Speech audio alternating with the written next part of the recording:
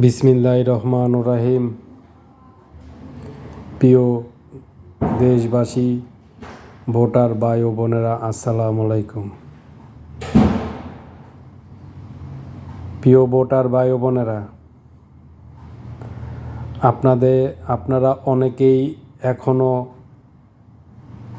কল্পনার জগতে আছেন, বাস করছেন। আপনারা অনেকে এখনও বলেন, বিগত দলগুলাকে দেখেছি, এবার জামাতকে দেখি। প্রিয় ভোটার ভাই ও বোনেরা, আপনারা সাধারণ ভোটার, তাই আপনারা খুব সুন্দরভাবে আপনারা ডিসিশন নিতে পারেন আগামী জাতীয় সংসদ নির্বাচনে। ক্ষমতা যদি একবার জামাতের হাতে চলে যায়, তাহলে যেই বৈষম্য বিরোধী আন্দোলন হয়েছে 2024-এ, তার থেকে বড় বৈষম্য তৈরি হবে যদি জামাতের হাতে ক্ষমতা চলে যায়। প্রিয় ভোটার ভাই ও বোনেরা, আপনারা খোঁজ খবর নিয়ে দেখেন, যত জামাতের প্রতিষ্ঠান আছে, কোথাও কি জামাতের বাইরে কাউকে জামাত চাকরি দিয়েছে কি না? প্রিয় ভোটার ভাই ও বোনেরা, তাহলে যদি জামাত ক্ষমতায় আসে, তাহলে আপনারা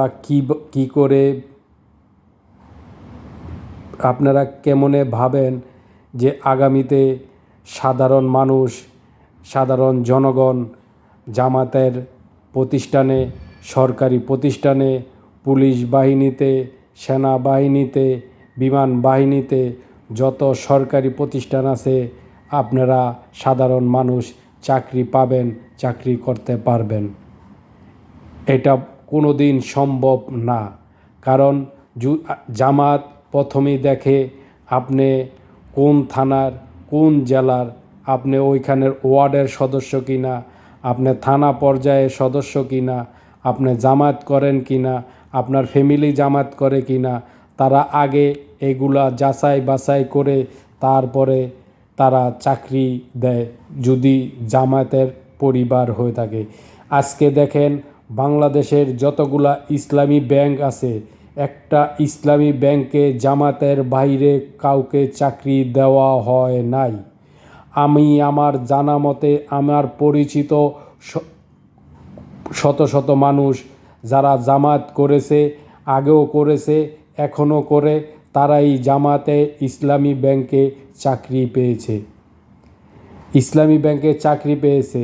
এর বাহিরে, জামাতের বাইরে আওয়ামী লীগের ঘোড়া, বিএনপির ঘোড়া, অন্য অন্য দলের সাধারণ মানুষ কাউকে তারা চাকরি দেয় নাই।